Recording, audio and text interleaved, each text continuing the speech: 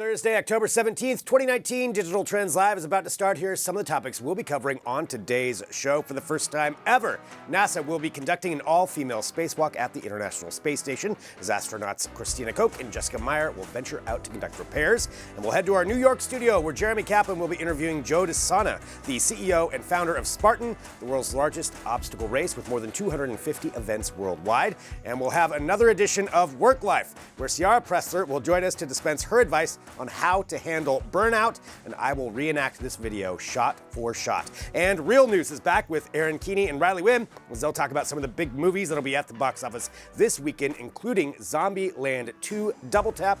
All that and all the tech news you can handle coming up on today's Digital Trends Live. And we're live, in case anybody didn't know. Thank you.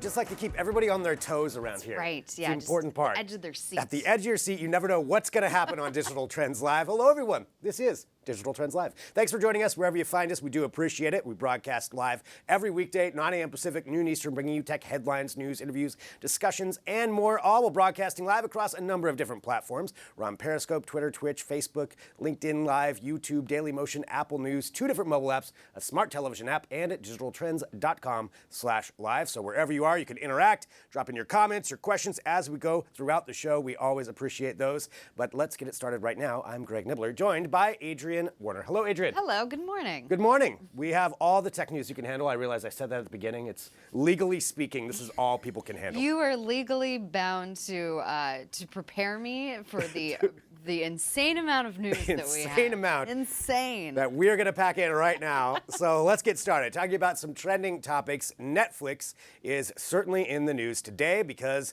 the streaming wars are about to really heat up. We're less than a month away now from the launch of Disney Plus and Apple TV Plus. So throwing in 2 more into the thousands of streaming services that are probably available now. But Netflix having some announcements about their earnings. And this is important for a couple of reasons. One, here's what they said, is that they missed their subscriber goal for the U.S. by 200,000 subscribers, but still gained worldwide. They're at about 158 million, I believe it is, worldwide.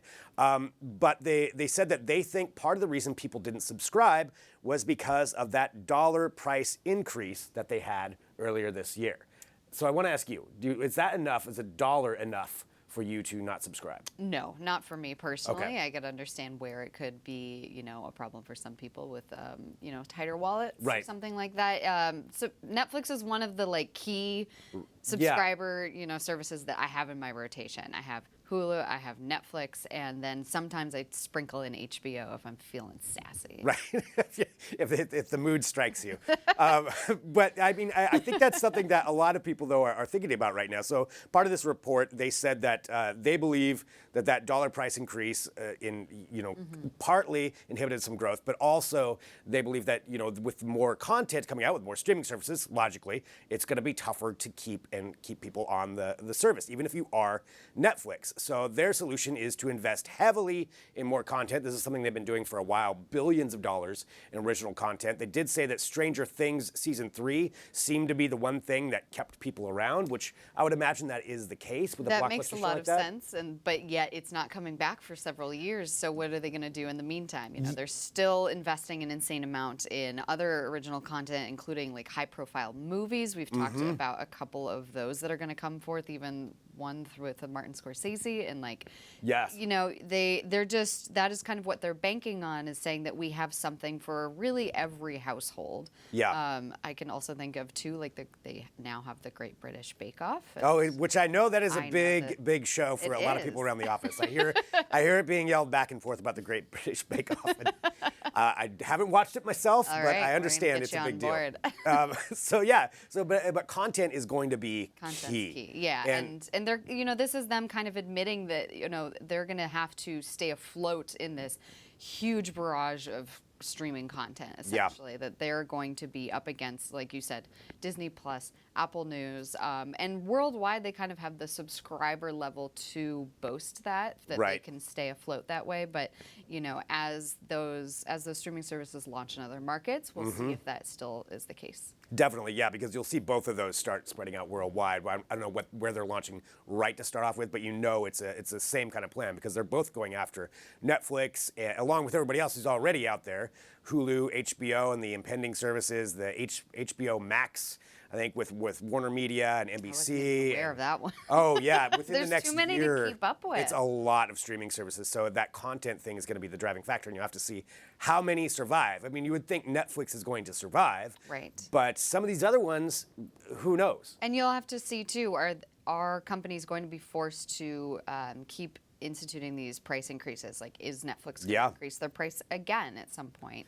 $1, $2. It'll be small and incremental, but that might actually happen again. Yeah, just to stay profitable. I mean, at some point, especially when you're paying, what was it, $1 billion for The Office or something like that. I forget. It's so much money that it's just ridiculous. $500 million, maybe it was. It's a lot of money for older television shows. So that's just part of the spending budget. So we'll have to see where it all goes from there. But that's definitely something that's trending today, is where Netflix is at with that. A couple other things that we need to get to here because we do have an interview coming up. Let's talk about some other trending news and something that could affect your phone service. Right. And that is what we're going to go to here next, talking about T-Mobile and Sprint. Now, this is a merger they've been wanting for a long time. They've been advocating for this, and now it sounds like it doesn't sound like, but they're getting a lot closer. Yes. They crossed one more big hurdle. Yes, the Department of Justice gave their approval, so that was a kind of a major hurdle. We already had FCC Chairman Ajit Pai say he would vote for the merger, so they still face a couple legal challenges. They face a lawsuit currently that's blocking them from moving forward, but the Department of Justice giving them approval is a really big step in that direction. Yeah, and this was the FCC officially approving, and part of what they said though was that in order to get that approval, they also have to promise that they're going to roll out a 5G network very fast. Some of the other stipulations, just so everybody knows how this all falls out. The 5G network is supposed to be built out by June 2023, and it must cover 70% of the U.S. population. And if not, then that's as part of this. There's also part of the way this is going to work out is that Dish Network is going to take over some of their lower tier options so that those don't go away. They're really cost-effective ones, ones that are month-to-month services. So those are things like Boost Mobile and Virgin Mobile. So Dish is going to buy those from them. So that's kind of a fourth carrier, but not really. It's a different kind of carrier. It's not exactly straight from the carrier itself. So it's kind of seems strange. Yeah, and this is, how this is all rolling out. I want to know what people think. Some of the ramifications of this are, one, I guess on the positive side for us, for consumers, would be that you have a major network that could roll out coverage very fast. Perhaps you get some price decreases, but I really don't think that's going to be it. Yeah, it seems like the people who are expressing concern are actually saying that could be the opposite, is that, now that they might have a bigger conglomerate, more of a monopoly on the market, that they might actually increase prices. Increase prices, sorry. And, that could actually lead to a lack of competition in the market, allowing for those price increases overall. Yeah, and that's certainly something that is a concern. When you only have three major carriers, essentially, it'd be Verizon, AT&T, and whatever Sprint T-Mobile calls itself. That's always a thing for concern. Because clearly profit is the key thing, and if all three of them are competing together, they can all three raise prices, and you don't have that other fourth carrier to be the alternative. So we'll have to see how it all shakes out, but it's still not official. As Adrian was saying, there's still a lawsuit going on from a number of different attorney generals for states. We'll see how long that goes. I did read that the attorney general from Mississippi already dropped out, so maybe the wheels are in motion far enough to where they can't stop this. And again, good or bad, there's a lot to weigh out on either side of that, but that's certainly something that's in the news right now and that is trending. So you can follow up on that at digitaltrends.com and let us know what you think about that merger. All right, continuing on here as we take a look at the news, Ford also making an announcement. They're rolling out a huge network of electric vehicle charging stations in the U.S.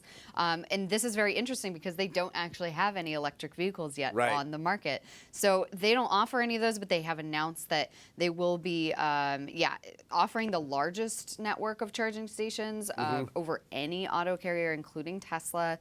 and they worked with a couple different companies to get this up and running. Yeah, so they'll have the Ford Pass network will include more than 12,000 charging stations with a total of 35,000 plugs in the U.S. and some parts of Canada. So yeah, definitely bigger than what Tesla has. Like you said, they don't even have an electric vehicle out, but they do have some planned. They do have some planned. Yeah, they have a crossover SUV planned, and then an electric version of the Ford F-150 pickup is also being developed. So there are plans to roll out these electric vehicles, but it's really interesting to see them going with the charging network first to actually put the infrastructure in place to support the rollout of these vehicles. I mean, I think it's a huge, huge move. We know that electric vehicles are certainly a trend within the auto industry. All the manufacturers are working on their own electric vehicles. That F-150 is a big sign. That is a really, really big sign because, you know, that is a big a big block for a lot of people in getting into the electric vehicle market is people who need larger vehicles for transport, for, you know, hauling things, people who own trucks, people who live in rural areas. So this will be interesting to see. And if you have the network built out, that removes some of that stigma of, oh, you know, what if I can't plug it in somewhere, which, you know, realistically, it's the same as a gas station. If you're going far enough, you're probably going to find one. But that still is a legitimate thing that people have when it comes to electric vehicles. So if you have this huge network and you can say, well, no, it's not as popular as gas stations, not as populated as that, but still they're everywhere. That's going to alleviate a lot of those concerns. So it's a really big move. And you'll be able to know where they are. They'll have an app that tells you where they are, or if you have a electric vehicle with the, you know, that dashboard console with the screen in it. I'm blanking on exactly what it's called. The screen will tell you where to go. The screen will tell you.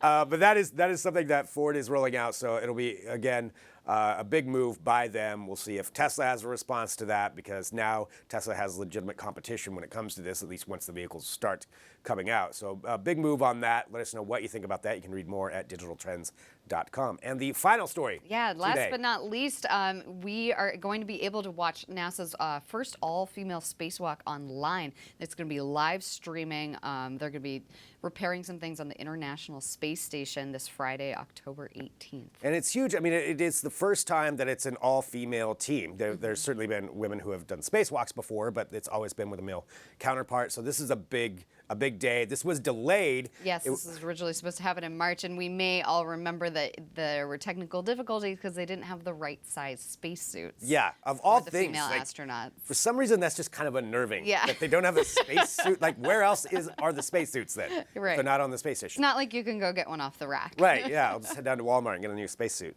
But that's what's going on. So it's a pretty big moment, and I love the fact that it's live streamed. So they're already live streaming some content right now, but it's supposed to be, if it all works out, the spacewalk should start at about 4:50 a.m. Pacific time on Friday, October 18th. So that's over this night, where you'll be able to actually watch it live. Now, there's a number of different factors that could change that time frame, but that's what they're targeting. So that's when you'd actually be able to watch this. Pretty cool. There might be some delays, but yeah, we'll have the stream up on digitaltrends.com, so you can tune in there to watch. And yeah, it's a really huge moment. The two female astronauts, Christina Koch and Jessica Meir, will be conducting the spacewalk, and it'll be really awesome to see them actually do this. It's pretty cool. So follow along with that at digitaltrends.com, and to keep up with all of the news we just talked about and so much more. Well, we've got a lot coming up. Before we go to break, though, thank you, Adrienne. Yeah, thanks for having me. As always. So here's what we're going to do. We're going to take a break. We're going to come back, and then we're going to head to New York, where Jeremy Kaplan is going to be talking to Joe DeSena, who is the founder of Spartan. The Spartan races, yeah, he's the guy who started all that. So he's going to be right here on the show. So drop in your comments, your questions, whatever you want to bring up. Back here in a minute with more Digital Trends Live.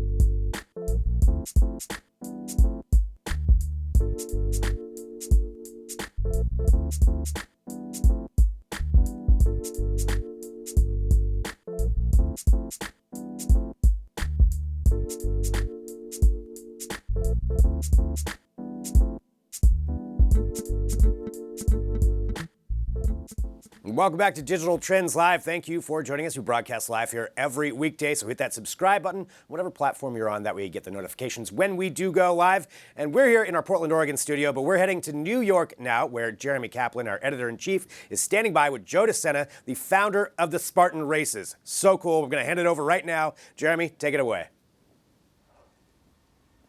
Good morning. Digital Trends here, and yes, so cool. We're joined by Joe DeSena, the founder of Spartan Races. Joe, it's a pleasure to have you here. Thank you for joining us. Thanks for having me, but it's not morning. It's 12:15. It's afternoon. 12:15. I started at 4 a.m. 4 a.m. Get out. That was morning. I went for a run this morning. I tried. That was good. All right. Probably not as much as you, though. Tell me about the Spartan Company. You guys have been doing this for Yeah, this is 20 years? 20-year overnight success. We've been working our tails off. 45 countries, 275 events. And, you know, it recently occurred to me, the number one motivator for human beings is avoiding discomfort. And then our business... Your business is increasing. Gets you uncomfortable. So we might be in the wrong business. That's a funny way of looking at it. Yeah. Although motivation is the whole challenge, right? So that's what you guys do. Yeah, no, we believe if you get a date on the calendar, if you've got something that you know is coming, kind of like in college, on Friday the paper is due, that requires you to get uncomfortable and get the work done. Yeah. So we are your accountability partner. I like that. And that's, I mean, we can all see that. I'm a runner. I've been trying to get that marathon on the calendar for ages, and that's why I'm not upping my mileage. There's nothing big that I'm forcing myself to get through. Well, if you're a runner, we are definitely forcing you to do a Spartan event. I can do that. You got to do that. Well, actually, I don't know if I can do that, but I can sign up for it at least. You can sign up for it. I want a handshake while we're live. You heard it here first? All right, you're doing it? Absolutely. All right, you're done. I am done. I'm going to collapse into a pile at the end of this. I'm not like you. I don't wrestle bears. No, you'll be fine. If you took on a shark, who would win? They've got that shark skin, so it's hard to get close to them. It'd be tough. I hear you got to punch him in the nose. Yeah, I mean, it depends. Would the shark, like, catch me from behind, or would I know it was coming? That's a good question. Right? Like, if I knew it was coming, I'd have a good chance. But from I think behind... you can still take him out. Well, listen, welcome to Digital Trends. I want to talk to you a little bit about technology. We have seen technology really transforming, maybe transforming is the wrong word, really impacting the fitness world. I think you could argue about the extent to which it's actually been transformative and actually been useful. You've seen companies like Peloton, of course. What's your take on connected fitness? Well, listen, I mean, our goal is to change 100 million lives. So if there's a piece of technology out there or an enhanced exercise bicycle that's getting people to sweat and hopefully take a cold shower, we're excited about it, right? We want people off the couch. We want them healthy. At the end of the day, most people, you know this, most people commit to something, but then they don't do the work. So just buying a $4,000 or $5,000 bike and putting it in your room doesn't necessarily get you to do it. Or just signing up for the gym membership and then never actually going to the gym. Gym memberships don't work. I know my gym partners are going to cringe when they hear that, but for most people, right? I mean, let's face it, if everybody that signed up for a gym membership showed up, there'd be no room in the gym. Right. So most people don't go. Most people don't follow through with their New Year's resolutions. However, the fact that, you know, the Peloton bike's connecting other people, there's a little bit of accountability going on. If you and I had committed to ride our bike at 8 a.m. together and you expect to see me on the screen, I'm going to show up. I don't want to be a pansy. That's one of the reasons the gym works for me. I've got a friend. He expects me to be there. If I'm not there, he calls me out on it. Right. So that works. Like that's additive when it comes to technology, in my opinion. But most of the items we see out there, you know, unless it's an electric shock, unless it's going to prod you out. Don't forget, we have 1.3 million people a year doing this. So I have a lot of conversations with folks, and the number one conversation, Joe, how are you so motivated? How do I get motivated? So that's the problem. People are not motivated to be uncomfortable. And the step count data, the rings you're completing on your Apple Watch, that stuff. Little gamification. So I mean that's good, right? Let me complete the circle. Better than not, but you know, I just prefer a rock. Just grab a rock or a kettlebell. Which is why you carry around a kettlebell. Carry a kettlebell, and so look, the biggest thing out there for people watching or listening is you've got to go public with it. I am going to carry this kettlebell for the rest of my life. Now what? Right? I got to do it. Where's your kettlebell? Got lost in the airport. Really? Sorry excuse, but Well, what happens is they don't, only in China do they allow me to bring it on the plane. Okay. And so I've got to check it, even with my advanced security clearances. 20, 30, 40-pound kettlebell? 45 pounds, 45 20 kg. And whenever I fly from Boston to New York or Newark or LaGuardia and back, they lose my kettlebell. And so I'm convinced that there is someone building a gym right next to the airport and is just grabbing my kettlebells. Yeah. So, but I fly all over the world. I mean, I've been doing this. I want that. This is called the tile. Yeah. This is the sticky version of the tile. Now here's technology that makes sense for me. You need one of those stuck on every kettlebell you own. And it's a magnet. It's just a sticker. I like it. Yeah, I'm gonna need like 3M type glue though on that. They said that they developed the glue in partnership with 3M. I like that. That's a businessman's sense And right how there. long will the battery last? They last for 2 years. All right, good. Can I have this? I'll get you a better pack. I'll get you a fresh pack. Yeah, get me a better one. That's technology that makes sense. I mean, the last thing we need people doing is losing their kettlebells. Exactly. Right. Well, so tell me about the company. How did you grow to the scale that you guys have grown to? What's 20. Well, let's go way back. 40. I'm 50 years old. 40 years ago, my mom makes a left turn. Literally goes to a health food store. There was probably one in all of New York. She finds this health food store. There happens to be a yogi, a guru from India, just flew into JFK, and she strikes up a conversation. And for whatever reason, she buys into this idea of becoming vegan, starting to meditate, inviting monks over the house, and they're chanting in the living room. It was weird. And she opened my eyes up, my sister's eyes up, to this idea that, we should focus on our health and wellness. It wasn't popular back then in the 70s. That wasn't something people, unless you were a hippie, this was not something people were thinking of. It was cannolis and raviolis and good TV dinners. Yep. I mean, do you remember that? I don't know if you remember, there were cigarette ads for those out there watching or listening. Like, there were cigarette ads where it was a doctor in a lab coat puffing away with his stethoscope saying 9 out of 10 doctors recommend Camel cigarettes, right? So this was not popular back then. Anyway, she brings my sister and I to a 3,100-mile race, which still exists in Queens, New York. 3,100 miles. 3,100 miles around a 1-mile loop. It happens every summer, and it takes about 60 days. So I ran 7 miles the other day. It was an achievement for me. All right, 3,100 miles, and that further opens up our minds to this idea that human beings are capable of a lot more than we give ourselves credit for. And actually we're learning helplessness with, I'm sorry to say, with a lot of the technology and a lot of the things that are available to us on a daily basis, right? We no longer have to read a map, right? We no longer have to pull over the car and get a quarter and put money in the phone and call people and actually resolve something. We send an email and we think we did work, right? So we're learning helplessness every day. Anyway, she opens our eyes to this and our minds, and I end up graduating college. I end up on Wall Street. I'm gaining weight. I'm not feeling great.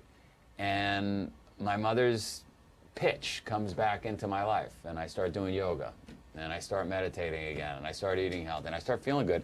And then I start taking my clients, my Goldman Sachs clients, Morgan Stanley clients, like all these folks that really are making my whole life. The more I spend time with them, the more business I do, the more money we're making, which I'm clearly doing this to make a living. And I find that we start to build not only are we getting healthy, we're starting to build incredible bonds with each other, not only internally at our own company, but with our clients.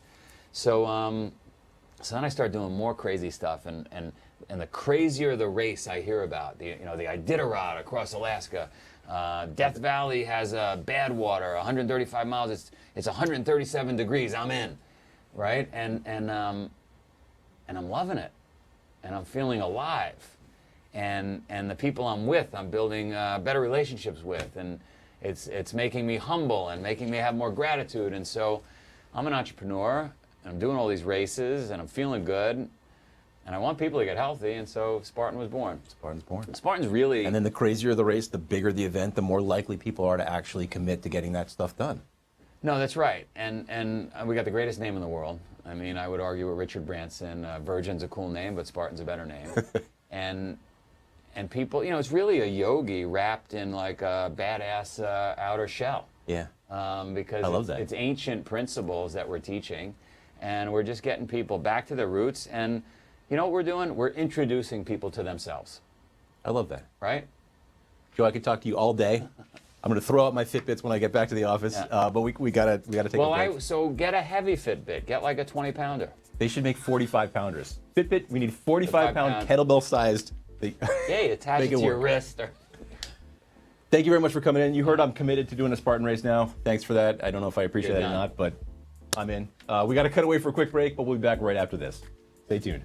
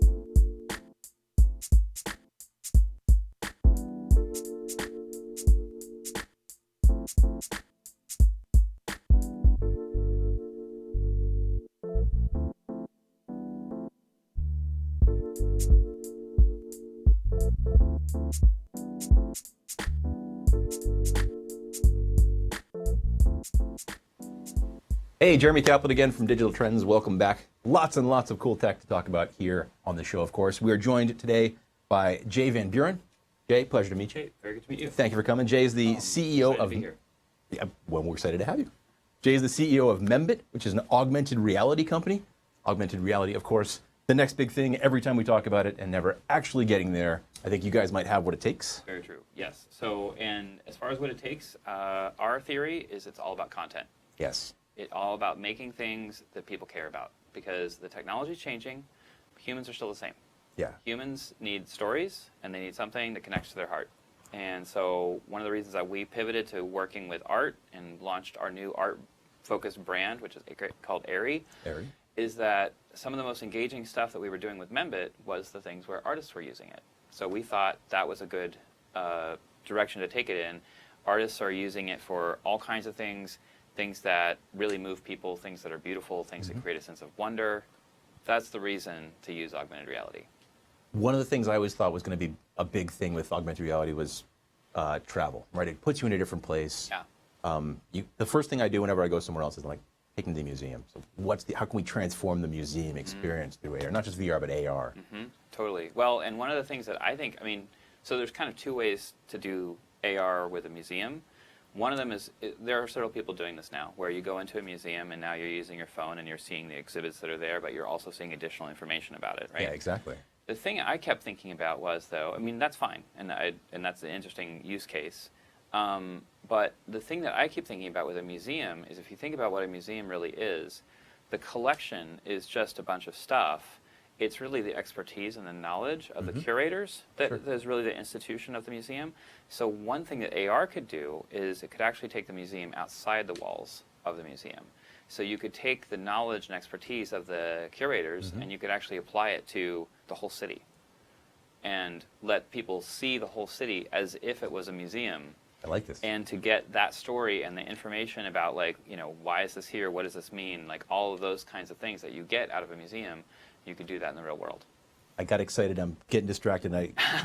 Tell us about Airy, what you guys do. Yes. How does Okay. It, how does it solve? So Airy is a brand for the fine art space. Okay. What we're doing right now, we have a show that's in the Highline 9 gallery, and we have a completely empty room. You walk in there, and then you look through a tablet, and you see an entire art show. In fact, you see 2 entire art shows, one at a time. You push a button to switch, because we're having 2 solo shows at the same time in the same room. Oh, that's crazy. Because we can. Because you can, yeah. Yes. Different tabs. And what we're doing in a larger sense, and we're creating tools, digital tools, augmented reality tools for art galleries to help them connect with collectors and help them to create experiences that are going to ultimately, for them, in their case, sell more physical art. Sure. We totally believe that people will collect digital art in the future, and there are some people that are spending real money on digital collectibles. The market is very small. Sure. And it's going to grow, and there's going to come a day where someone says, I'm an art collector, and you're going to say, oh, do you collect digitally or do you collect physically? That concept blows my mind. But it won't, it's not, you know, it's not quite there yet, and we think it's coming. And in the meantime, we want to let art galleries basically take their art outside the walls. Yeah. One of the things we're going to do for the Unix Gallery at Art Miami Basel in December, we're going to give them another wall to their booth. So they have the 3 physical walls. They're going to have a 4th wall that's not really there, and that will have whatever art they want to show. That's a brilliant concept. I love that. It's going to be really fun. So there's art that you can only see if you're looking through the right device. But the quality is amazing. You know, I mean, you're looking at it and it's like it's really there. So you know, for the art collector, I would say it's so close to really seeing the real thing. It almost might as well be the real thing. If you were a digital art collector, what are you actually buying? How do you maintain tabs on things? Well, the way we would do it, and what we're planning to do, is to actually include the blockchain into the system. Oh, okay. So basically, every time that the artwork is copied, we would know whether that copy was a official licensed copy, and there would be a limited edition, and we could actually make that a smart contract. Nice. So the collector, know there can never be more than however many, 5 of this piece, whatever it is. Whenever somebody gets a copy to view it, it would be marked in the, actually in the blockchain, whether that copy was an official copy that you're selling it to someone or you're just letting them see it. If they're just letting them see it, it has an expiration date. It only shows for a certain period of time. Yeah. Yeah. Fascinating. Yeah. I was thinking there's some way to tie a piece of digital art to a location. Because part of, you go to a museum or a gallery or something, it's there. That's totally possible. No, I mean, and that's what we're doing. I mean, the pieces that we're showing in this gallery right now are site-specific works. We have several other pieces that you can go see outside. If you walk around the city of New York, you can go see these pieces. And they are in specific spots, and that's where you see them. What do you think about the experience today with AR? Where you've got, generally, it's looking through a tablet or a smartphone, sometimes through some glasses, maybe. But I mean, I actually find that it's very powerful. It's not, when you're looking at something that's really interesting and really good through your phone, you kind of forget the phone. And you're just kind of seeing it, because even though I might be seeing only part of it at any one moment, my mind is filling in the rest. Yeah. And what it feels like you're looking through a magic window into another version of this world that has this other stuff in it. Sure. And it's actually more immersive right now than any of the glasses, because the glasses that I've seen, I've played around with HoloLens a little bit and Magic Leap 1, the field of view is so limited. It really is. And there's something about the difference between having the field of view, a small field of view that you're looking at through your hand, that you can move anywhere, versus having that small field of view attached to your head. And it just really kind of blows the illusion. Like you have to, if you wanted, you have to move your head too much to really Yeah. get into it. And it's something much more natural about this. So I think until the glasses get significantly better, I think it's all about tablets and phones. I think tablets and phones are very engaging if the content is engaging. As long as the content is engaging. It always comes back to the content. Yeah, I mean, for if Pokemon you're looking Go, at something stupid, you're like, you why know, am I here? the Pokemon fans are super into the Pokemon Go. I think that, for people, like for anything that people actually care about, whatever it is they care about, that they want to believe. I mean, it's the same thing as theater, right? It's the suspension of disbelief. Yeah. So you tell people a story they want to believe, and your mind goes there, and you don't have to, the fact that you're only seeing it through this limited space is not a hindrance. Which is interesting though, because with virtual reality, where you have these headsets, cumbersome, Yeah. uncomfortable, awkward. Yeah. That was clearly distracting. Right. It feels like a tablet might be distracting, but far less so, certainly. I mean, yeah, in actual practice, I mean, if In you actual can practice, it's not, come yeah. see it and walk around. I mean, we've been having this, all day, every day. We've been watching people go around this room, and they've just got the tablets, and they're like, oh my God, I can't believe it. And they're not, they're not thinking about the fact that they're only seeing that world through this. They feel like they're in that world. So where can people experience this right now? So right now, it's at the Highline 9 Gallery, which is between 27th and 28th. Here in New York. Here in New York, right under the High Line. We are going to be open for the next 2 weeks on Tuesday, Thursday, and Friday from 10 to 6. Very cool. And if you're not in New York and want to learn more about the experience Then at the site? Yep, you can just go to airy.art, AERY.ART, and you can contact us there. Well, it's been fascinating, Jay. Thank you. You kind of blew my mind a little bit. Awesome. I love talking about the concept of digital art. How do you actually own something that's just ones and zeros and patented? Blockchain, of course. Simple. Nothing to worry about. That's all the time we have here in New York. Greg, back to you for a lot more technology back in Portland.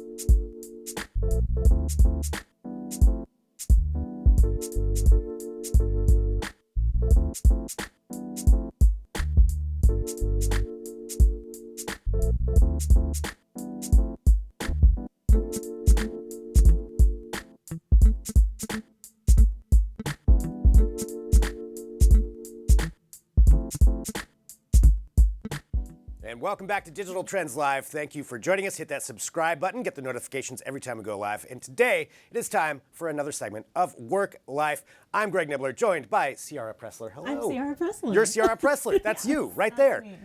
Here again, and I always love these segments because I always feel like I'm learning something at the same time. I know I'm supposed to be, interviewing, but it's really, I'm just listening to you. We're here for you. And you're here for all of us. And that's what this segment's about. It's just, balancing work and life and all the different issues that come with that. And today is a really important one, talking about burnout. I have been waiting for this topic because the first time I experienced burnout, I got on, consulted Dr. Google, and there was almost nothing to help me. The only article I could find was some dude who was like, so I took 6 months off and went to an island. And I was like, that's nice for you, but I can't do that. So what are the solutions? So I had to figure it out. And I'm going to share everything I learned with you guys. Well, let's go ahead and roll a clip that we have. And we encourage everyone to send in your clips if you have questions for Ciara. So let's go ahead and roll this. I think we can all identify with this right here. Hey Sarah, reaching out because I have a question about what to do about burnout. I'm just feeling it right now between work and all my civic commitments and family commitments. I'm tired. Help.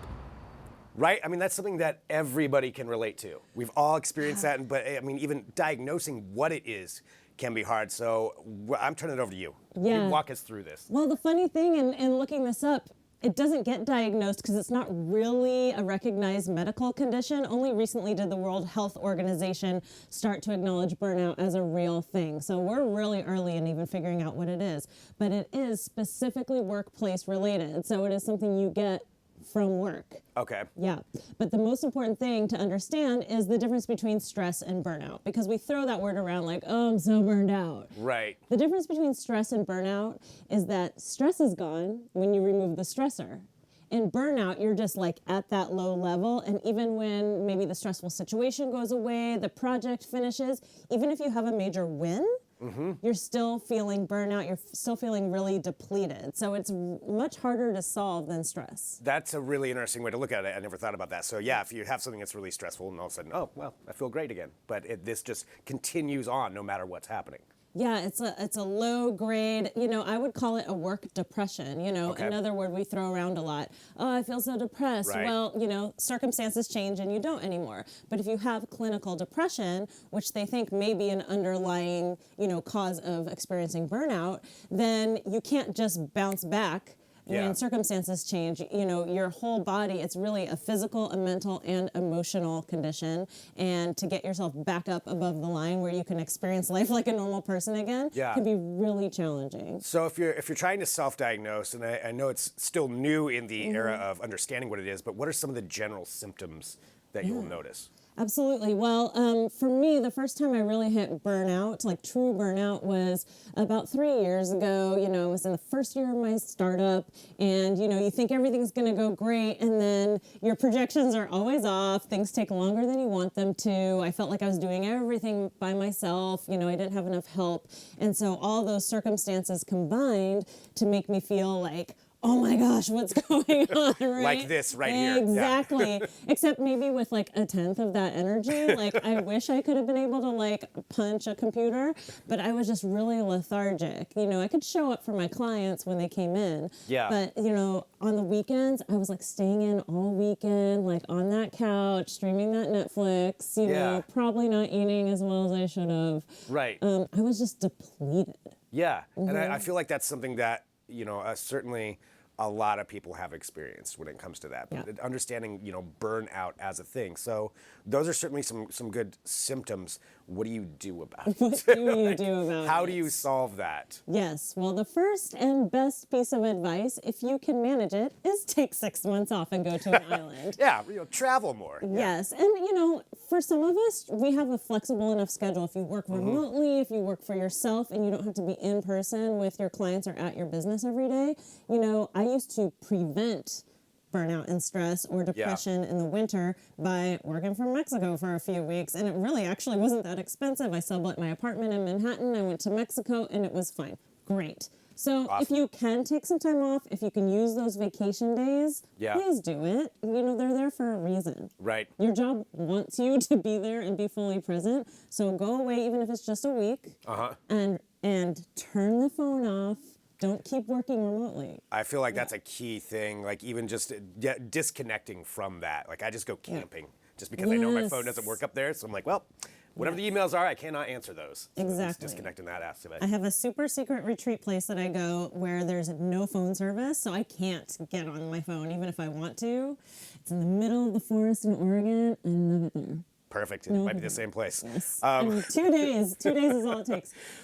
So assuming, though, if someone can't go for 6 months, I'm assuming Digital Trends Live is going to broadcast from Mexico next month. That's what we're going to work on. But other than that, what are things that you can do to help? Absolutely.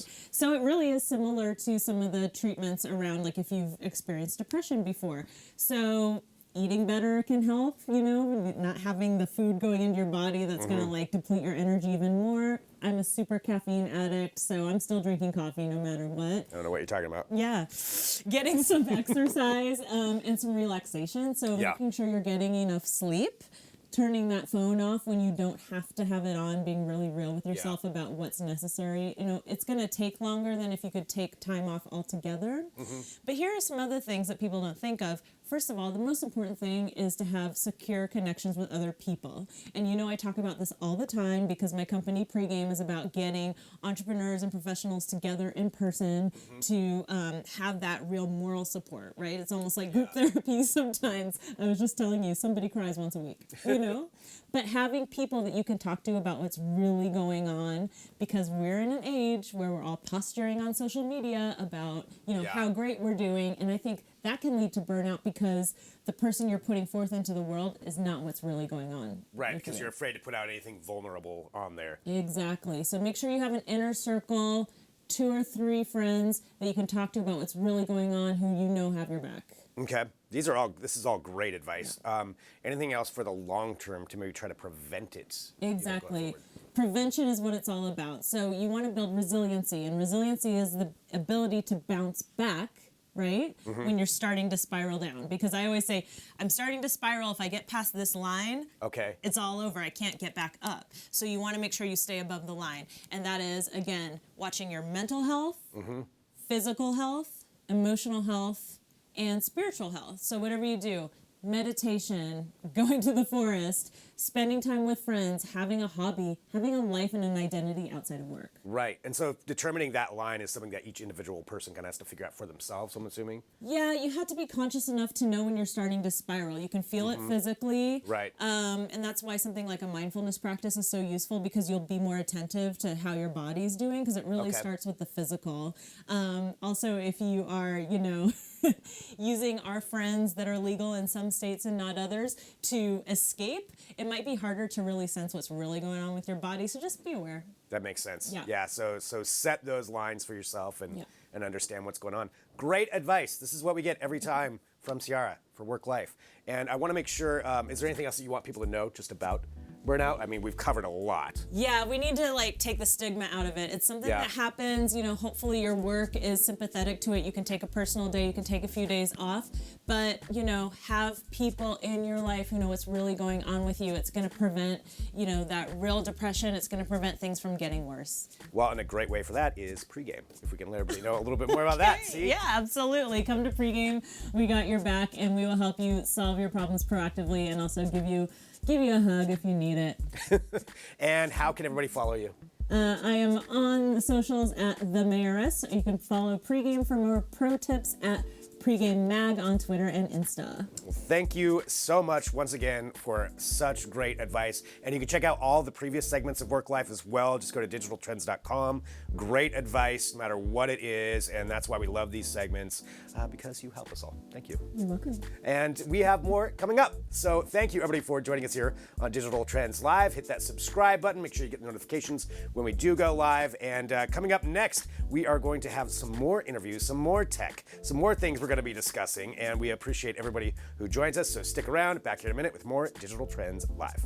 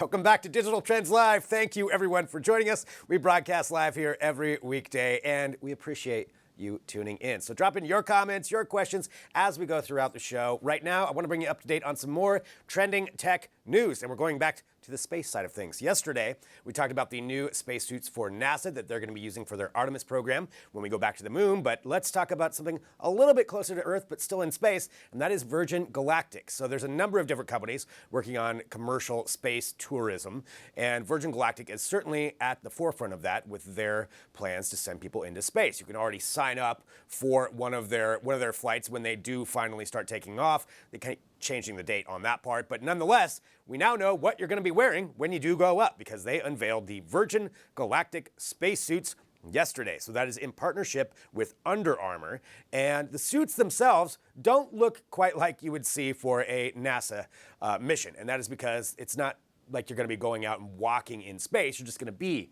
in space in a plane, in a Virgin Galactic space plane. So we do have what they look like, and we'll take a look at that here. But as we go through, I just want to talk about some of the technology for the Under Armour suits. And the Under Armour Rush technology, so it's employed with a base layer of the spacesuit. I'm looking at the stats right here. It's to provide blood flow and temperature management. And what they are is essentially it's like a big jumpsuit, but it's very technically enabled as far as the suit itself. So a couple other things about it is that it also comes with some foot attire that goes along with it. So it's a custom-made footwear. Naturally, since it is Under Armour, you would think that they would have that incorporated in as well. And the suits themselves, you know, they're very interesting. There we go. There's the suit right there. So that is part of the presentation that happened yesterday.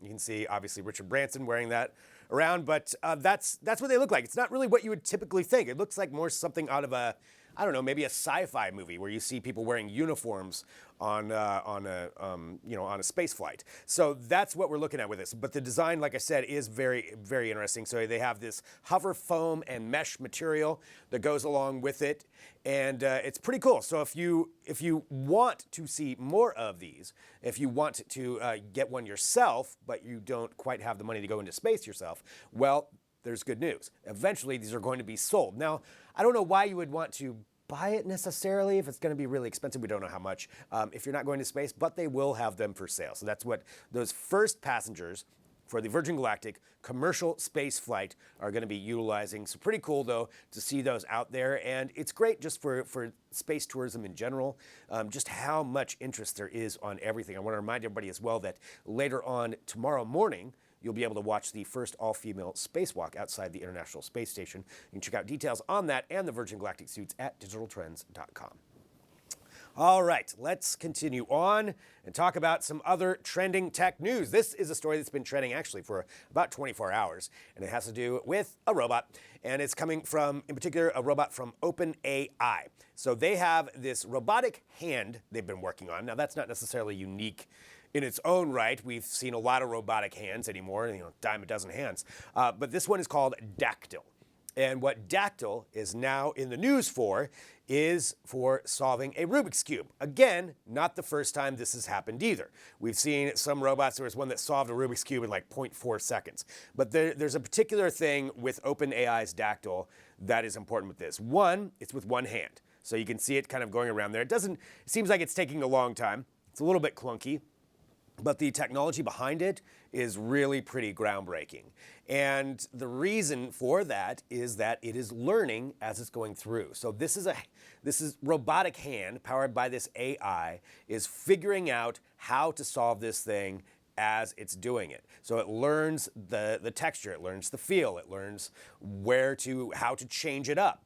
And since it can learn from the ground up, see, there it is, solving a thing. I can't do it. But as it's doing that, it's learning about its environment, and that's where they really want to go with this. So right now it's just a hand. But if you think about once we get to the point where we have robots that are interacting with us on a daily basis, we've seen a lot of different ways that we're learning that we need to have robots to understand their environment. They need the AI to learn about that. They need the tactile feedback to not, crush us every time that they try to grab something. They need to know, okay, I have to be soft right here. So this is part of that learning process. And if it can learn from the ground up how to solve a Rubik's Cube with one hand, then it can also learn how to interact with its environment safely and learn from the ground up. That is what is key with this. It's a robot adapting to its environment. I love that anytime somebody's messing with a robot they're just trying to screw with it a little bit. But it still kept on, and this robot does end up solving it. So that's the video that's been going around. Pretty cool, pretty interesting use of technology, and certainly something that I think that we'll see more of, and we'll have to see where OpenAI goes with it, but you can read more about that at digitaltrends.com. All right, we've got one more thing here, and then we're going to take a break, and we're going to come back. We're going to have an interview as well, but let's talk about one other thing that's pretty interesting. So we've talked about travel. We talked about the advent of technology when it comes to travel and how we're changing that up and different ways to get from one place to another. But what about if you just didn't go at all physically? You just went virtually, kind of. Let's talk about this. This is coming from All Nippon Airways, so the Japanese airline. And they debuted this earlier this week at something called Tokyo's Combined Exhibition of Advanced Technologies.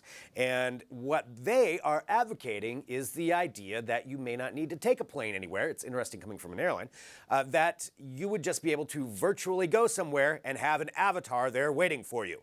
Now, we're not talking about like Avatar the movie where you're going to be running around a forest with dragon things. What we're talking about is this. It's an iPad on wheels, but you would actually be there in place. You would be your face. You could go to a number of different destinations, and you could actually be part of traveling to these places. So what they're saying with it is that by the summer of 2020, they plan to have 1,000 of what are called Numi avatars in place. And this is according to their press release. So you would essentially log in.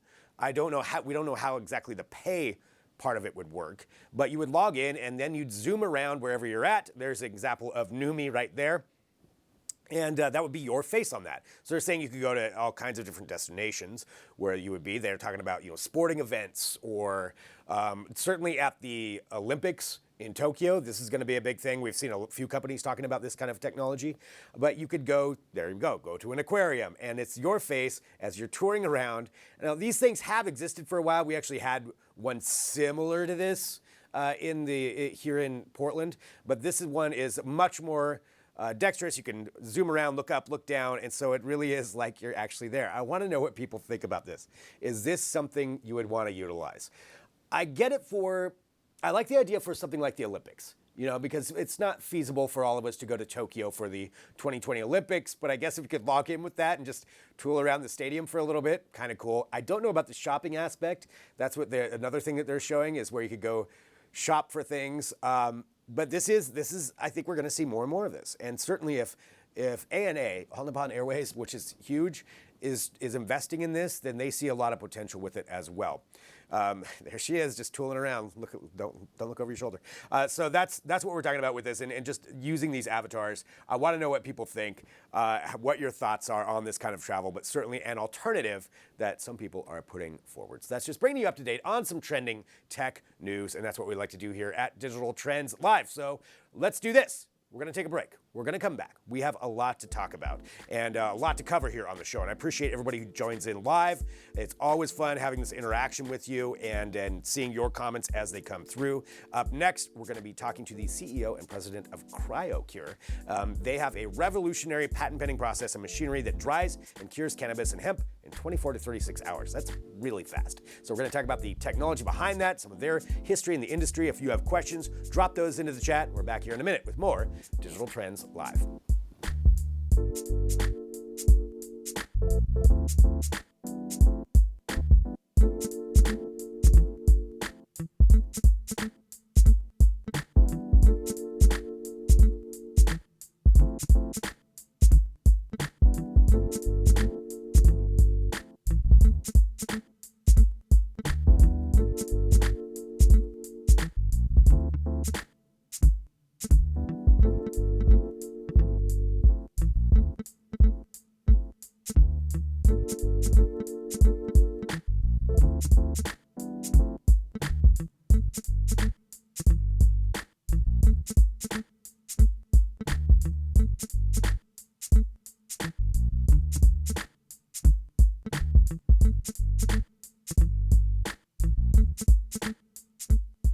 Welcome back to Digital Trends Live. Thank you for joining us. Hit that subscribe button. Make sure you get the notifications when we do go live, because we love sharing this show with you and talking about technologies and having some great interviews about tech and how it affects different industries. That's what we're going to be doing right now. So joining us from Cryo Cure, we have the CEO and president, respectively. We have Tracy McAfee and Greg Bachman. Thank you so much for joining us here today.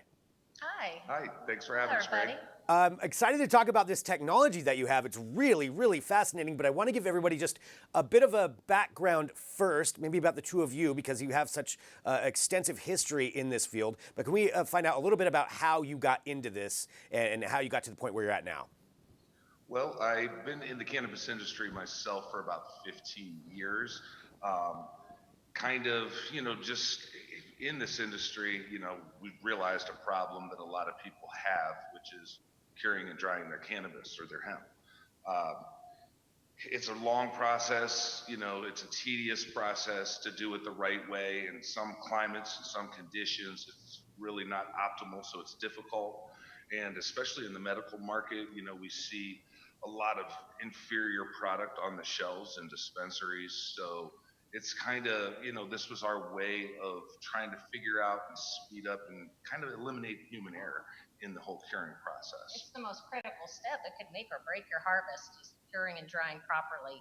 And when you see the flower on the plant, it's so beautiful. And when you cure it, it looks horrible. It turns brown, it shrinks. So we were really looking for a solution for that. And we're really excited that we tapped into it with our patent pending process called Cryo Cure. Well, talking about this, and for everyone who may not have an extensive knowledge on how you cure cannabis and what that even production process is like. So you mentioned you have the flower. What are the basic steps that typically you go through, without talking about Cryo Cure, but just in general that you would go through in curing cannabis? Well, obviously there's a process, a hanging process. Once the cannabis has reached its point where the cultivator feels like harvesting it, they'll cut the plant down. Some people hang it by the whole plant. A lot of places they'll just break it off by the branch and hang it individually. That goes through about a 7 to 10, maybe upwards of 14 days of hanging. Then it gets taken down, it gets passed through processing, either a trimmed or separated from the stem, and then it goes through another. Now, this is all to preference. So there's a lot of different people who practice a lot of different ways of curing, but ideally there's still moisture once it's cut down. It's inside, and the idea is to bring and equalize that moisture out amongst the product. So it gets sealed up in airtight containers to where the moisture levels out. It pulls that moisture from inside to the outside to where it then can be exposed to the air, and that moisture can escape that container, and that's called burping. So a lot of people go through that. Some people burp for months. We've encountered facilities that literally it'd be 14 weeks from the time that they take the plant down till it's available on the shelf, which is extremely too long in the supply chain. Yeah, that's a long time. So 14 weeks, it could go up to that. And so that's certainly, that's an interesting side of it, I think, for everybody to know how that process works, and just to know that that's something you have to do to dry it and get all that moisture out. Now let's talk about Cryo Cure and what you came up with here. Well, our process was designed to really skip that hanging phase. Once the process is removing moisture via sublimation. Sublimation is when a product goes from a solid to a vapor back to a solid, and it skips its liquid state. So in our machine, ideally the first step of our process is to freeze the product. Once the product has been frozen, it gets put into the machine, and it goes through a 12-hour dry process, or 16 hours, depending upon the density of the material. There's a wide variety of strains that are out there that range in density, so it's kind of difficult to, exactly pinpoint. But our machines allow you to save settings to where you can pinpoint that moisture location that you're achieving. Once it comes out of the machine, it has a 5% moisture content on the outside, which leaves it really nice and brittle, easy to work with, and easy to process. Inside, it has around a 10 to a 14% moisture content, which keeps the flower intact while they're working with that product, so it doesn't just fall apart. It's not like a traditional freeze dryer where it would come out with a 5 to 6%, maybe even lower moisture content where it's just brittle and turns into powder. This is left with a little bit of moisture, so that way it goes through that final cure process and you get more of a fresher product. There's zero shrinkage. It almost looks as if it just came right off of the plant. You can see a picture of it right there too. Yeah. It looks just like it was on the plant, and the experience that the consumer gets from ingesting Cryo Cure is amazing. You don't get that couch lock effect, no hard crash. It's uplifting, creative, very uplifting, and that's one of the things that people were really on an end user gravitating to Cryo Cure too. It seems like, you can get to that proverbial, like a quintessential sweet spot, I guess, of just the right amount of moisture and having it dried just to that perfect amount in such a short amount of time. I mean, that's a huge difference in time as far as, up to 14 weeks that you said earlier to this. So you created this dryer. What are the next steps? Like, where are we at right now with it? How's it being utilized? Let's walk through that side of it. Oh, yeah. Well, right now we're very excited. We can't divulge what large cultivators and processors are using our equipment due to NDA restrictions because they all want to be the first to debut, it seems. But very well-known, respected firms, cultivation and processors are using our equipment in Canada and the U.S. We are very proud of our manufacturing facilities in the United States as well. And we're ramped up, ready to go. Our first machines are coming out of production right now and being delivered as we speak. We're very excited about that. Well, congratulations on that. I mean, that's a tremendous achievement. And I want to ask too, just on the whole, I mean, I guess we touched on it a little bit. We won't talk about specific companies. I totally understand an NDA. I won't force you on that. But just as it's being received, in the cannabis and hemp industry in general, just as it's growing so fast, how has this been received as a whole? Well, we're actually influencing the influencers is what we'd like to say right now. We're really proud to have some key people in our industry on board with us right now, like Ed Rosenthal is a part of our company, and as well as Danny Danko, Rick Naya, Frenchie Cannoli. I mean, they're power people that have gravitated to what we're doing, calling it a disruptive approach to cannabis. Right. And Ed Rosenthal was our inspiration. We read about it. He wrote about it in 2010 in his book, The Marijuana Grower's Handbook. 2010, obviously, you could imagine there weren't too many freeze dryers around, or commercial freeze dryers, and you couldn't just take your product to a freeze dry company and ask them, hey, can I put my cannabis in your freeze dryer? They're like, hey, get out of here, pal. So, we were able to get our hands on some smaller commercial units and do some testing. We went through a lot of cannabis and we ruined quite a bit. Traditional freeze dryers just will over dry your product. They pull off the terpenes, which are, the flavors and the smell, which is one of the most desirable parts of cannabis. So it took us quite some time to dial in this process. And once we got it dialed in, we really kind of started. Our approach was to go to the people that everyone looks up to get their approval. In this cannabis industry, it's all the growers are like lost children looking for approval from a father, and Ed Rosenthal is definitely that father. So, when we approached Danny first, we told him that Ed was our inspiration. He said, well, we really got to put you in touch with Ed. Danny put us in touch with Ed, and when Ed liked it, you just knew you were onto something. And everybody that gets it kind of has this, what we like to call the WTF moment. So, you can already imagine what that's like when they walk by, they just stop in their tracks. So it's getting really rave reviews from people who were very influential. So that's why we kind of like to say that we influence the influencers. Well, congratulations on the success so far. I'm excited to see where this is going to go. And Greg and Tracy, thank you so much for being here on Digital Trends Live. For anybody who wants to find out more information, what's the best place for them to go? Check us out at cryocure.com. And they can also follow a lot of the posts and stuff that we do on Instagram, which is Cryo Cure Cannabis. We kind of do a lot of the explanation of how the process works there. There's a lot of facets to this machine, so people were really interested, and that's kind of our easiest way to show real-time results of the machine. Fantastic. Well, thank you so much for joining us here. Really appreciate you being on Digital Trends Live. Thanks for having us, Greg. Thank you. So fascinating, talking about technology in different industries, in the agricultural industry, but talking about cannabis in general and a way to revolutionize that. So we'll have to see where that goes, but really, really cool to find out about it. And we have more coming up. We have an author who's going to be joining us here next. So let's take a break. We're going to come back. We're broadcasting live. Drop in your comments, your questions. Back in a minute with more Digital Trends Live.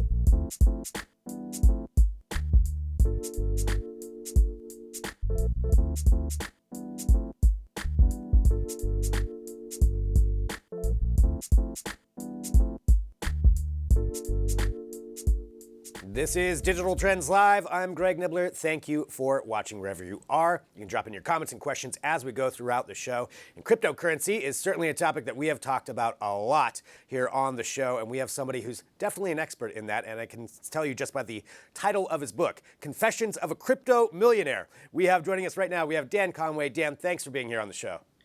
Great. Thank you so much. It's great to be here. Crypto is something that I feel like a lot of people are interested in. I mean, especially now, we see it more and more where people are trying to figure out different ways to utilize it and get involved in it. But I want to hear about your history. If you can give us just a little bit of your background in this field in general. Sure. Well, so the title is a bit clickbaity sounding, but it tested better than anything else. It's not a book at all about how I'm some master of the universe or figured everything out before everyone and why were people so timid compared to me. Not that at all. In fact, the reason why I wrote the book was because I think objectively it's an interesting story. A mid-40s, 40-something, sort of low-level executive at a big corporation who was never on the cutting edge of anything. And at the same time, my career at a centralized company was falling apart, and the corporate world I was kind of failing. I came across the cryptocurrency, and really a kind of an obsessive personality, and that's bad in a lot of ways and good in others. And when I got the crypto bug, there was two parts of it. The greed part, speculation, what if this stuff goes up again? Because at that time it was fairly low in late 2015. Mm-hmm. And then the other side was this idea of decentralization and crypto not having gatekeepers and redistribution of the way things work and economic inclusion, all these other ideas. They kind of created this either holy or unholy mix that led me to make a big investment right around the same time I was losing my job, getting fired from this company. And I got 3 kids and my wife and I work, have a big mortgage, all that kind of stuff. Well, going from that, and you're right, that is a very interesting story, which was why it would make a great book, which is what you did. Talking about crypto in general, for everybody who's still, familiar with the idea of crypto, but what are some of the biggest misconceptions out there that people have about cryptocurrency? Yeah, so I think the two related biggest misconceptions, and they are related. One is that crypto is a scam / illegal / something mm-hmm. dangerous. There's always been that element of crypto, and in 2013 and 14, that was the biggest element of crypto, was Silk Road and all that stuff.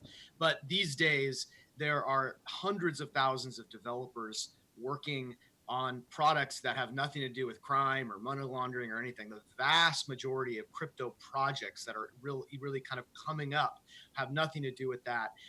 And then the second thing is that related is that crypto is just about the greed and the speculation. And I've gotten a lot of this, obviously, because of the title of my book, Confessions of a Crypto Millionaire. People just assume, hey, it's all about the money. But it's this, the really, when people talk about going down the rabbit hole, it's this other big idea that crypto and what Satoshi Nakamoto did when he invented Bitcoin in 2009 was he created something that never existed before, a whole new way of organizing economic activity through a blockchain. And we could spend an hour on this call or this interview to explain blockchain. And I'm sure your viewers know a lot about what it is, but it's the most important thing to know is that it allows a new way of people organizing either money or activity around projects. That's like the big misconception. People don't get that part of it.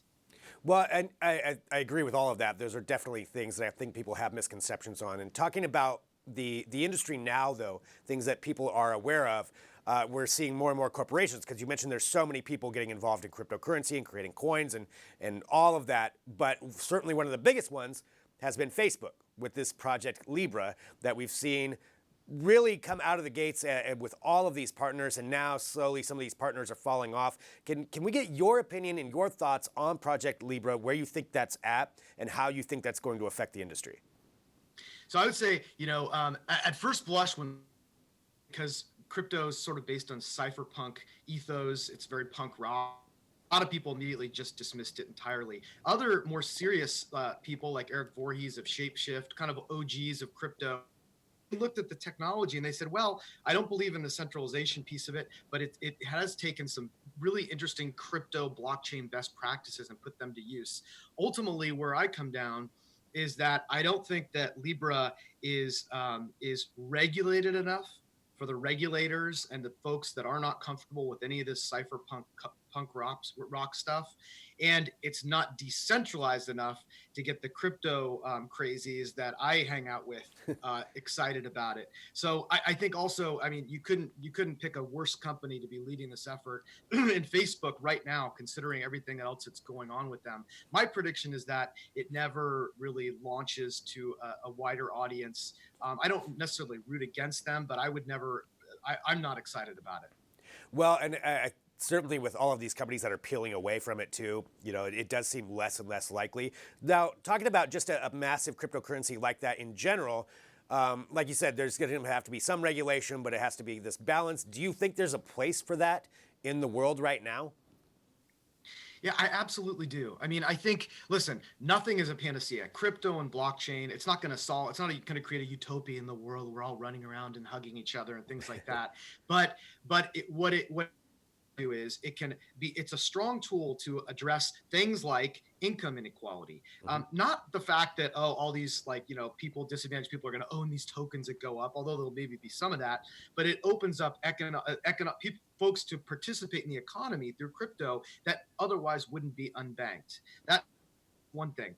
The other thing is things like climate change. No one government can handle climate change, but something like a blockchain, which is verifiable compliance, is one way to look at a blockchain. Verifiable, trustless, meaning 100% trustworthy compliance. If we're going to solve the climate change issues and global warming over the next 50 years, as blockchain develops, and it needs to develop to handle that, it could be one of the things that solves this problem. There's lots of things like that. It's like this amazing, weird, exotic, crazy new tool in the toolbox, and the cryptocurrencies behind them are just one piece of it, but they're the piece that everyone talks about because the riches are the most interesting part of it in the short term. Yeah, I mean, you're right. There's so many different ways that this technology is going to be utilized, and that's kind of like we're at a fun time, or an interesting time, I should say. I find it fun because I'm a fan of technology, but an interesting time of seeing how this technology is being applied to a lot of different places. I want to make sure people know a little bit more about your book. So, Confessions of a Crypto Millionaire. What would you expect people to take away from this once they read it? So I think I wrote it for a mainstream audience. I wanted to tell some of the story of crypto, and particularly the period that I was involved in 2017 and 18, which is considered the craziest part of crypto, through story. The story of a guy, not a tech bro, just a normal dude. And so by approaching it that way, I think I make it approachable. There's some big thesis about, can you reinvent yourself late? How do you handle your chips on your shoulder? I mean, like I said, it was healthy and unhealthy. My big investment investment. The unhealthy part was a chip on my shoulder. And the book tries to grapple with that throughout this insane days where I was up or down $1 million or $2 per day. And absolutely nothing like this had ever happened to me before. So I thought it would be interesting for people to kind of live that through my eyes and learn something about crypto in the process. Well, Dan, I want to say thank you so much for joining us here to talk about it. Again, pick up the book. Where's the best place for people to pick it up? Amazon, audiobook, softback, and ebook. Thank you very much. I really appreciate the opportunity, and I love the show. Oh, thanks so much, Dan. Really appreciate you being here on it. And so everybody go check out the book, and thanks for being here on Digital Trends Live. Thank you. All right, so fascinating learning about cryptocurrency and just where Dan went with that and all the different processes that he went through. So definitely check out that book. I'm really fascinated to learn more about it myself. So here's what's gonna happen. We're gonna take a break and then we're gonna come back with some more Digital Trends Live because we have real news. We're gonna catch you up to date on what's going on at the box office this weekend. A couple of big movies coming out. So we'll have that coming up with Aaron and Riley. Stick around, back here in a minute with more Digital Trends Live.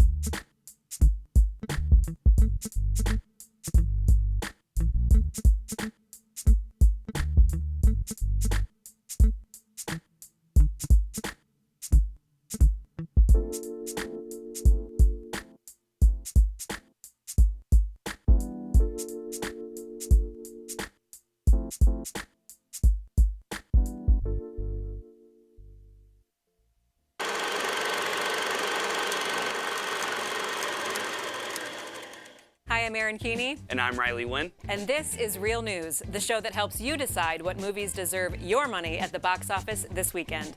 Well, it's been a decade in the making, and the sequel to the cult classic Zombieland is finally here. Let's take a look at the much-anticipated Zombieland Double Tap. My sister is gone. She picked up a boy. He's from Berkeley. Berkeley? You don't have weed, do you? Do I look like the type of person that would have weed? I'm sorry. Boom! Yeah. I have nothing against hippies. I just want to beat the shit out of them. We're gonna go get her. We ride it, dog. Start talking. You first. Oh, my name's Tallahassee.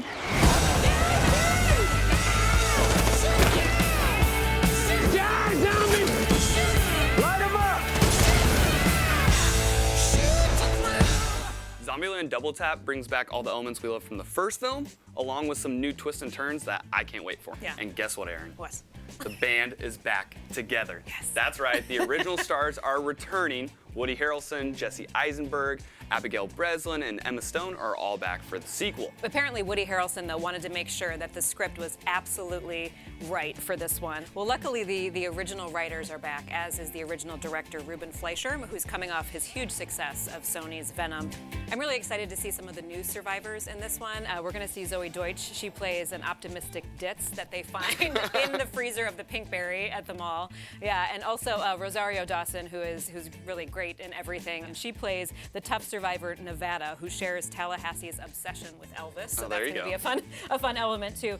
You know, Rosario Dawson has been really good friends with Woody Harrelson over the years, and she said when she was up for this role and considering it, he called her personally and was just emphatic that she take this role. Do you remember when he ate the Twinkie at the end of the first Zombieland? Yeah, well, definitely. They had to actually make a vegan Twinkie for him to eat because he doesn't eat anything, and who knows what's in the original Twinkies.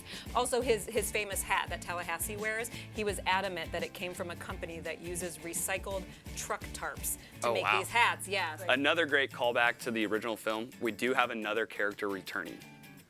Bill freaking Murray.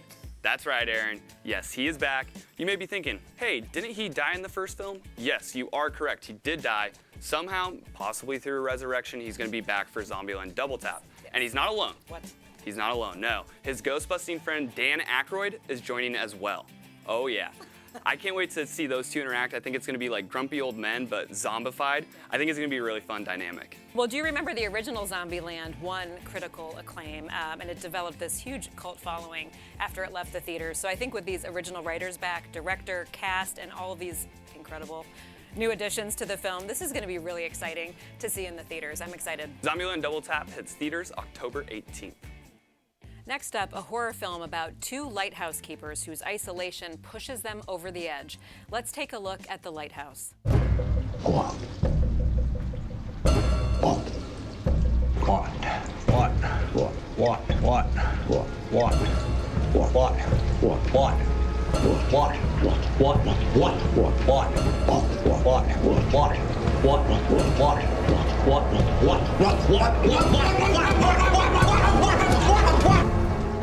Daddy! Let Neptune strike ye dead, Winslow!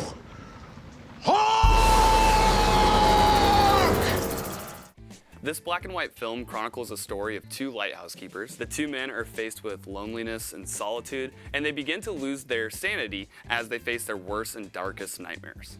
It sounds intense. Well, The Lighthouse is the latest film from witch director Robert Eggers. And this film premiered to huge acclaim at the Cannes Film Festival recently. It's obviously getting a lot of attention for these two powerhouse actors, but also for the technical aspects used in this film and the language in this film. You might know that Rob Eggers, he is known for being so thorough and so particular. So this film was shot on a 35mm black and white negative, and they incorporated 3 different eras of technology in this film. And the cameras were constantly apparently breaking down. They had all of these technical difficulties while shooting. And as you can kind of see from the trailer, they shot this in miserable conditions. It was rainy, it was cold. They were up in Nova Scotia, Canada, kind of the middle of nowhere on this rocky terrain. Robert Eggers joked he might have bitten off a little more than he could chew with this one, but he said, but I kind of did that on purpose. I wanted to push myself with this, and it's going to show. And also, you know, Robert Pattinson and Willem Dafoe, too, so in their characters. They appreciated that about them. I'm a real sucker for when movies get their inspiration from real events. And this is actually loosely based off a real-life tragedy that happened back in the 1800s when 2 lighthouse workers were stuck and trapped in their lighthouse during a storm. Dafoe and Pattinson rarely talked to each other on set, and they also were too exhausted to hang out after shooting. I think that's good for the film because I think it really comes across on the screen. Oh, absolutely. Yeah, that's only going to help. Well, I've always been Team Edward. Team Jacob. Really? Oh, yeah. And we'll talk about that later. We're fighting. Well, I'm excited to see both of these dynamic actors on the big screen. And nothing beats a black and white horror film to get you in the spirit for Halloween. Am I right? Oh, yeah. Well, you can catch Lighthouse in theaters on October 18th. Angelina Jolie is back as the classic Disney villain, and sooner than we all expected. Let's take a look at Maleficent, Mistress of Evil. Philip asked me to marry him. No. I wasn't really asking. Nor was I. Love doesn't always end well, Beastie. Trust me. Let us prove you wrong. You have done an admirable job going against your own nature to raise this child. But now, she will finally get the love of a real mother. Tonight, I consider Aurora my own. There is no union. There will be no wedding. What have you done? This is exciting. The sequel was originally set to arrive next spring, but Disney surprised us by bringing it to the theaters 7 months early. And in this next installment, we're picking up several years after the original. The film still explores the very complex relationship between Maleficent and Princess Aurora, the future queen. But this time, a formidable queen has entered the scene, and she is stirring some stuff up. No. Yeah, she is causing a rift between Maleficent and Aurora, and together they're forming new alliances, they're battling enemies, and they're all just trying to protect these magical lands that they share. Yeah, Maleficent has been a huge profit center for Disney. The first film grossed over $750 million worldwide, right? Oh my gosh, yeah. It came in more than 4 times its reported $180 million budget, and it's likely going to approach $200 million in profits. Wow. Yeah, so Disney is really trying to recreate that success with the sequel as they continue to pump out these live-action adaptations. Maleficent, Mistress of Evil is the 4th one this year. Well, obviously smart. Ride that wave of right. success. And 2, we see Angelina Jolie back. She has her horns back on for this one because she's talked at length about how much she loves this character. Also, Elle Fanning, of course, who is so talented. She reprises her role of Princess Aurora. And several high-profile actors, too, have joined the cast, one of them being Michelle Pfeiffer. Oh. I won't even go through the list of things that she's in because we all know Michelle Pfeiffer, but she is taking on the role of Queen Ingrid. And from the looks of it, she is not on Maleficent's good side. So her sole purpose is to protect her people in any way that she has to. And she says that the ends justify the means. So she's just out to do what she has to do. I'm thinking Angelina Jolie, Michelle Pfeiffer, 2 forces of nature on and off screen. Oh, yeah. 2 of them going horn to horn? Horns to horns? I don't know, face to face in this movie. I am here for it. It's going to be good. Speaking of those horns, right? Angelina Jolie liked them so much that she actually has a pair of them at home. Oh yeah, she wears them all the time, I guess. It would be so fun. I'm thinking her kids get out of line, she puts on the horns, Scary. and they listen to her. Yeah, for sure. I'm hoping Maleficent 2 will keep bucking this trend, the whole prince saves the princess trend. Do you remember in the first film, it was not Prince Philip who woke Aurora from her slumber, but it was Maleficent who did that. So thank you, Disney. I hope you're going to keep on with that trend. Maleficent, Mistress of Evil hits theaters October 18th. If you're going to see one movie this weekend, make it Zombieland Double Tap. You can get your tickets in advance with Fandango. Thanks for watching Real News. We'll see you right here next week. Wow, a lot of great movies that are coming out this weekend, and always with Real News, we get to keep up to date with those. So thank you to Riley and Aaron for that. Let's talk about Digital Trends Live tomorrow, because we've got a whole other show tomorrow. So just to bring you up to date on who we're going to have on tomorrow's show, we've got Felicia Miranda, our video game editor, who's going to be on here to talk about Jedi Fallen Order. So we'll be walking through the game right here on the show. Also, we have Teef Siddiqui, the CEO of Branch, which is a mobile-first financial technology, and we have the CEO and VP of Programming for UNX, which is, I'm just going to say this, it's a professional ninja network for shows, for television shows about ninjas. I mean, come on. What more do you need other than that? So all that's coming up tomorrow, plus all of your tech headlines, news, interviews, discussions, all of that. We're broadcasting live, and I want to say thank you to everybody who joins us. Hit that subscribe button. That way you get the notifications when we do go live. I'm Greg Nibbler. I'll talk to you tomorrow with more Digital Trends Live.